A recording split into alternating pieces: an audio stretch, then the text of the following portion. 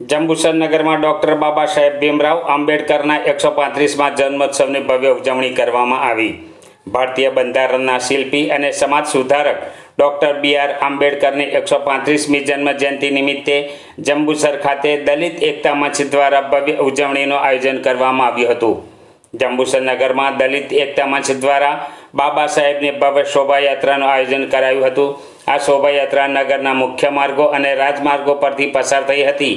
લોકોમાં ઉત્સાહ અને આનંદનું વાતાવરણ સર્જ્યું હતું। શોભાયાત્રા આંબેડકર મહોલ્લાથી પ્રારંભ થઈ ડેપો સર્કલ, કોટ દરવાજા, બજારના મુખ્ય માર્ગો અને ટેંકારી ભાગોળ થઈ તાલુકા પંચાયત કચેરી ખાતે આવેલી બાબા સાહેબની વિશાળ પ્રતિમા સુધી પહોંચી હતી। સમગ્ર માર્ગ પર બાબા સાહેબ અમર રહો અને જય ભીમના નાદ સાથે વાતાવરણ ગુંજી ઉઠ્યું હતું। નગરમાં આવેલા કોટ દરવાજા તથા તાલુકા પંચાયત ખાતે બાબા સાહેબની પ્રતિમાને પુષ્પહાર અર્પણ કરી શ્રદ્ધાંજલિ આપવામાં આવી હતી। સવારથી જ સમગ્ર જંબુસર નગરમાં ઉત્સાહભર્યો માહોલ જોવા મળ્યો હતો અને લોકો મોટી સંખ્યામાં ઉજવણીમાં જોડાયા હતા। લોકોમાં સમાનતા, શિક્ષણ અને હક્કો અંગે જાગૃતિ ફેલાવવાનો સંદેશ આપવામાં આવ્યો હતો। તાલુકા પંચાયત પ્રાંગણમાં ગુજરાત સાંસ્કૃતિક વિભાગ દ્વારા ભીમ ડાયરાનું ભવ્ય આયોજન કરાયું હતું, જેમાં લોકો જય ભીમના નાદ સાથે ઝૂમી ઉઠ્યા હતા।